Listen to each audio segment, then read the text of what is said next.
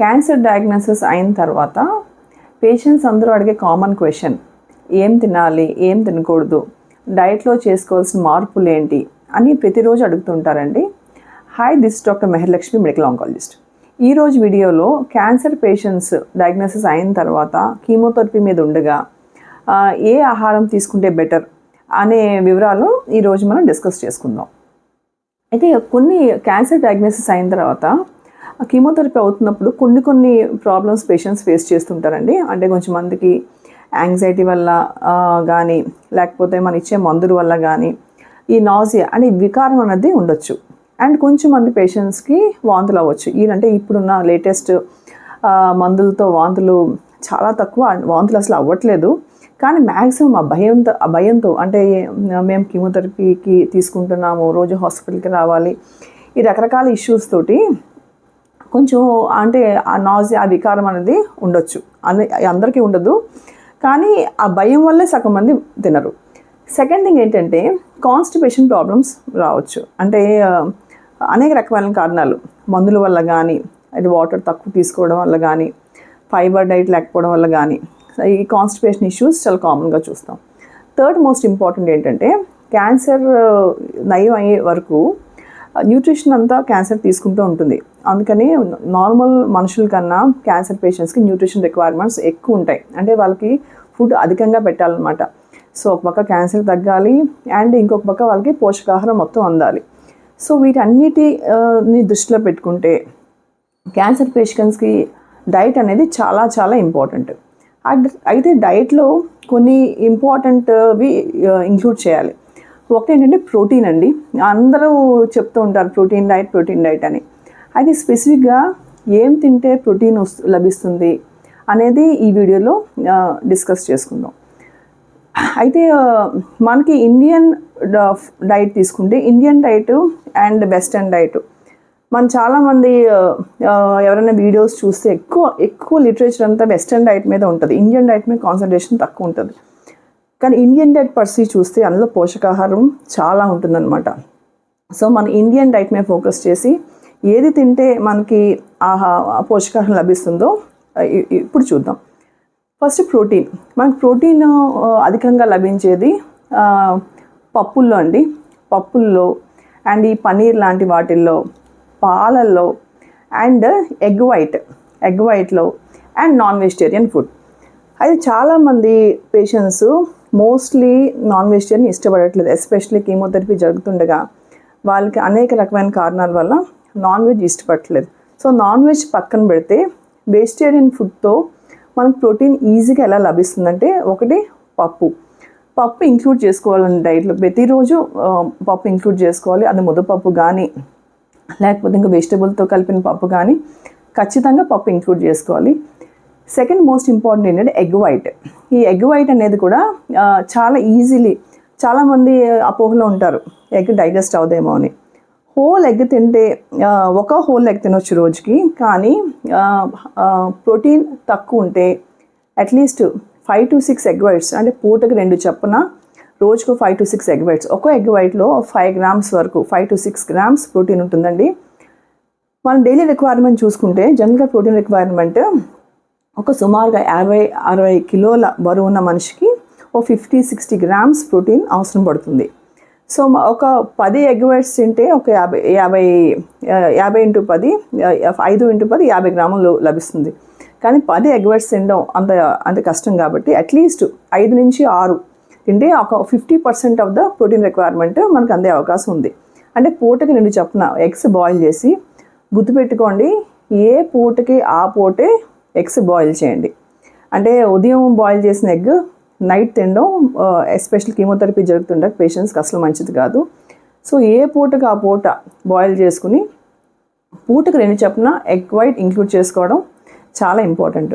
And రోజుకి ఒక పూటకైనా ఒక గ్లాస్ మిల్క్, ఒక ప్యాకెట్ పాలు బాయిల్ చేస్తే ఒక గ్లాస్ పాలు అవుతుందంటే ఒక 300 ml 500 mlలో మొత్తం బాగా బాయిల్ చేస్తే ఒక పెద్ద గ్లాస్ మిల్క్ అవుతుంది. సో కనీసం రోజుకి ఒక ప్యాకెట్ మార్నింగ్, ఉదయం, రోజుకి ఒక ప్యాకెట్ నైట్ పడుకోబోయే ముందు తాగితే మన ప్రోటీన్ రిక్వైర్మెంట్ ఈజీగా లభిస్తుంది. సెకండ్ థింగ్, ఇంకొక విషయం ఏంటంటే మసాలాలు తగ్గించుకోవాలండి. కీమోథెరపీ జరుగుతున్నప్పుడు మసాలాలు, కారము తగ్గించుకుని తినాలి. అంటే ఏ ఫుడ్ అయినా తినొచ్చు, కానీ మసాలా తగ్గించుకుని, ఎస్పెషల్లీ నాన్ వెజిటేరియన్ కుక్ చేసినప్పుడు మీరు చికెన్, మటన్ ఏమైనా తినాలనుకుంటే మాత్రం మసాలా తగ్గించుకుని తినాలి. అండ్ ఇంకో కామన్ క్వశ్చన్ ఏంటంటే, చికెన్, మటన్ తినొచ్చా, ఫిష్ తినొచ్చా అని అడుగుతూ ఉంటారండి. చికెన్, మటన్, ఫిష్ అన్నీ తినొచ్చు కీమోథెరపీ జరుగుతున్నప్పుడు. కానీ ఇవి ఒక్కో విషయం గుర్తుపెట్టుకోండి, ఇంట్లో వండిని మాత్రమే తినండి. ఎందుకంటే బయట వండింది అది నిల్వ ఉండే అవకాశం ఉంది కాబట్టి, అండ్ బయట వండింది పొరపాటున కంటామినేట్ అయితే పేషెంట్కి ఇన్ఫెక్ట్ అయ్యే అవకాశం ఉంది. కనుక ఇంట్లో వండింది ఫ్రెష్గా వండుకుంటే నాన్ వెజిటేరియన్ కూడా తినొచ్చు. కానీ ఇందాక నేను చెప్పినట్టుగా మసాలాలు, కారం తక్కువ వేసుకోవాలి. నెక్స్ట్ మోస్ట్ ఇంపార్టెంట్ ఇది ఫ్రూట్ జ్యూసెస్. అందరూ అడుగుతూ ఉంటారండి, జ్యూసెస్ తాగొచ్చా, ఏం జ్యూసెస్ తాగాలి అని. అయితే జ్యూసెస్ తాగినప్పుడు కొన్ని రకాలు అవాయిడ్ చేయాలండి. మన జ్యూస్ అనగానే బత్తాకాయ జ్యూసు, ఈ మోసంబి అందరికీ గుర్తొస్తూ ఉంటుంది. అందరూ ఎవరైనా చూడడానికి వచ్చినప్పుడు కూడా, పేషెంట్స్ చూడడానికి వచ్చినప్పుడు ఈ బత్తాకాయలు అవి పట్టుకొస్తూ ఉంటారు. బత్తాకాయ జ్యూస్ కానీ, లెమన్ జ్యూస్ కానీ తాగితే ఆ ఎసిడిటీ ఎక్కువయ్యే అవకాశం ఉంది. అసలే మన పేషెంట్స్ ఈ మందుల మీద ఉంటారు కాబట్టి ఎసిడిటీ, రిఫ్లక్స్, పొట్టలో మంట, వికారం కూడా ఎక్కువయ్యే అవకాశం ఉంది. కాబట్టి ఎసిడిటీ ఎక్కువ మాత్రం తినొద్దు, తాగొద్దు కూడా. అండ్ కొంచెం మంది మార్నింగ్ నిమ్మకాయ జ్యూసు తాగే అలవాటు ఉంటుంది. గోరువెచ్చని నీళ్ళలో నిమ్మకాయ వేసుకుని, తేనె వేసుకుని తాగే అలవాటు ఉంటుంది. కానీ కీమోథెరపీ అయ్యే టైంలో మాత్రం నిమ్మకాయ ఎంత తక్కువ తీసుకుంటే అంత మంచిది. ఖాళీ కడుపున మాత్రం నిమ్మకాయ తీసుకోవద్దు, పొట్టలో మంట వచ్చే అవకాశం ఉంటుంది. అండ్ ఇంకే రకాల ఫ్రూట్ జ్యూసెస్ బెటర్ అంటే పొమోగ్రానేట్ జ్యూస్ బెటర్ అండి.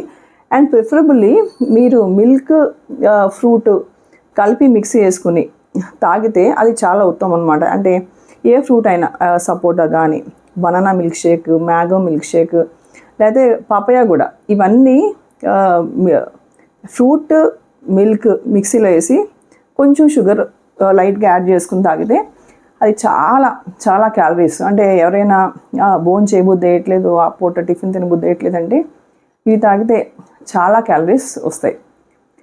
నెక్స్ట్ రెగ్యులర్ డైట్ ప్లాన్ చూసుకుంటే, ఉదయం నుంచి నైట్ వరకు ఏం తినాలి అని మీరు ఒకసారి ఆలోచిస్తే, మార్నింగ్ రెగ్యులర్గా బ్రేక్ఫాస్ట్ చేయొచ్చండి.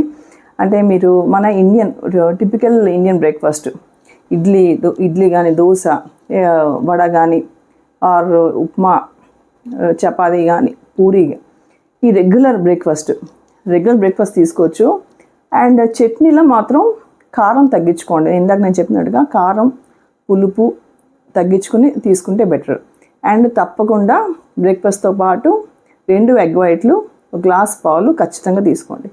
మధ్యాహ్నం భోజనంకి వస్తే మీరు కూరల్లో కూడా కారం తగ్గించుకోవాలి. అన్నం తీసుకోవచ్చు, చపాతీ తీసుకోవచ్చు. అండ్ రెగ్యులర్ కూరతో పాటు తప్పకుండా పప్పు ఉండేటట్టుగా చూసుకోండి. అండ్ పప్పు కానీ, నాన్ వెజిటేరియన్స్ కావస్తే చికెన్ కానీ మధ్యాహ్నం డైట్లో. నైట్ డైట్లోకి వస్తే కంపల్సరీ ఆకుకూర పప్పు ఇంక్లూడ్ చేసుకోండి. ఆకుకూర పప్పు ఎందుకు చెప్తున్నానంటే, ఈ ఆకుకూర వల్ల మనకి ఫైబర్ వస్తుంది అండ్ కాన్స్టిపేషన్ తగ్గుతుంది, ఐరన్ కంటెంట్ దొరుకుతుంది. ఇందాక నేను చెప్పినట్టు కీమోథెరపీ పేషెంట్స్లో హీమోగ్లోబిన్ తగ్గే అవకాశం ఉంటుంది. సో రక్తం పెరిగే డైట్ తప్పకుండా ఇంక్లూడ్ చేసుకోవాలి. రక్తం మనకి ఈజీగా వచ్చి కాన్స్టిపేషన్ ప్రివెంట్ చేసేది ఆకుకూరలు. సో ఖచ్చితంగా ఆకుకూర పప్పు మీ డైట్లో ఇంక్లూడ్ చేసుకోవడానికి తప్పకుండా ప్రయత్నించండి. అండ్ ఒక పేషెంట్ ఒకసారి అడుగుతూ ఉన్నారండి, మేడం ఆకుకూర పప్పు మధ్యాహ్నమే తినాలా, నైట్ తినాలా, ఏ పూట తినాలని? ఏ పూటనే తినొచ్చండి, బట్ మేక్ షూర్ తప్పకుండా మీ డైట్లో ఈ ఆకుకూర పప్పు ఇంక్లూడెడ్గా తప్పకుండా చూసుకోండి. ఇంకా కామన్ క్వశ్చన్ ఏంటంటే, ఈ కూరగాయ రసాలు అంటే పచ్చి కూరగాయ జ్యూసెస్ తాగొచ్చా అని అందరూ అడుగుతుంటారండి. కీమోథెరపీ మీద ఉండగా ఈ పచ్చి కూరగాయ జ్యూసెస్ అవాయిడ్ చేస్తే మంచిది. ఎందుకంటే అది కంటామినేట్ అవ్వచ్చు, ఇన్ఫెక్షన్ వచ్చే అవకాశం ఉంటుంది. సెకండ్ థింగ్, పచ్చి కూరగాయ జ్యూసెస్ అరగవు. So preferably boiled vegetables. Actually boiled vegetable soups అనేది చాలా ఉత్తమం అండి. న్యూట్రియంట్స్ చాలా ఎక్కువ వస్తాయి, ఫైబర్ వస్తుంది, అండ్ క్యాలరీస్ తక్కువ ఉంటాయి, అంటే బరువు పెరిగే అవకాశం ఉండదన్నమాట. సో పేషెంట్స్ వీలైనంత మటుకు కొన్ని వెజిటబుల్స్ ఇంక్లూడ్ చేసుకుని, అంటే సొరకాయ లాంటివి, సొరకాయ, టొమాటో, క్యారెట్, బీట్రూట్, నెక్స్ట్ దోసకాయ లాంటివి, కొన్ని ఆకులు కూడా వేసుకోవచ్చు, ఆకుకూరలు కూడా వేసుకోవచ్చు.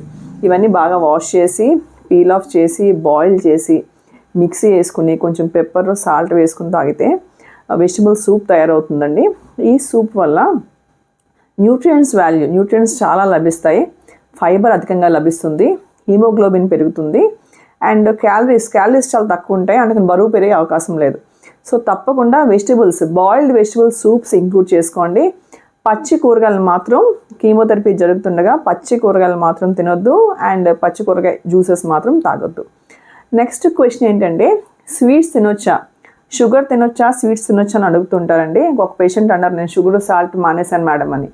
నేను యాక్చువల్లీ షాక్ అయ్యాను, ఏంటి బాబు నీకేమన్నా డయాబెటీస్ ఉందా అని. అబ్బాయి 30 ఇయర్స్ అబ్బాయి షుగర్, స్వీట్ మానేస్తామంటే, ఎందుకంటే నేను వీడియోస్ అవి చూశాను మేడం, షుగర్, స్వీట్ తినొద్దన్నారు, అందుకని నేను షుగర్, స్వీట్ మానేశానని. అట్లాంటి అపోహలు ఏమీ పెట్టుకోవద్దండి. మీరు కీమోథెరపీ జరుగుతుండగా తప్పకుండా మీరు షుగర్ యాడ్ చేసుకోవచ్చు, స్వీట్ యాడ్ చేసుకోవచ్చు, అంటే టేస్ట్కి తగినట్టుగా. అంటే స్వీట్స్ ఎక్కువ ఎందుకు తినొద్దు అంటారంటే, బరువు పెరిగిపోతారని, అనవసరంగా ఎంటీ క్యాలరీస్ వస్తాయి, బరువు పెరిగిపోతారని. ఇన్ కేస్ అస్సలు ఏమి తినాలనిపించకపోతే హోమ్ మేడ్ స్వీట్స్ బెటర్ అండి. అంటే బెల్లం అది వేసి పరమాన్నంలో చేసుకోవచ్చు, బెల్లం వేసి నెయ్యి వేసి పరమాన్నంలో చేస్తే న్యూట్రియంట్స్ అధికంగా లభిస్తాయి. అంటే ఆ స్వీట్ తిన్న ఫీలింగ్ వస్తుంది, అండ్ కొంచెం వెల్బీయింగ్ బాగుంటుంది. బయట కొన్న స్వీట్స్ అవాయిడ్ చేయండి, ఎందుకు ఇందాక నేను చెప్పినట్టుగా బరువు వచ్చేస్తారు కాబట్టి. సో హోమ్ మేడ్ అయితే బెటరు. అంతేగాని సాల్ట్, షుగరు మానేయాలన్న రూల్ అయితే ఏం లేదు. దానివల్ల క్యాన్సర్ పెరగదు, మీరు మానేయడం వల్ల క్యాన్సర్ తగ్గదు. సో మీరు తప్పకుండా మీ డైట్లో హై ప్రోటీన్ ఇంక్లూడ్ చేసుకోండి, ఫైబర్ ఇంక్లూడ్ చేసుకోండి, అన్ని రకాల వెజిటబుల్స్, ఫ్రూట్స్ తినొచ్చు, కానీ వెజిటబుల్స్ మాత్రం కుక్డ్ వెజిటబుల్స్ మాత్రమే తినండి. అండ్ వాటర్ అధికంగా తీసుకోండి.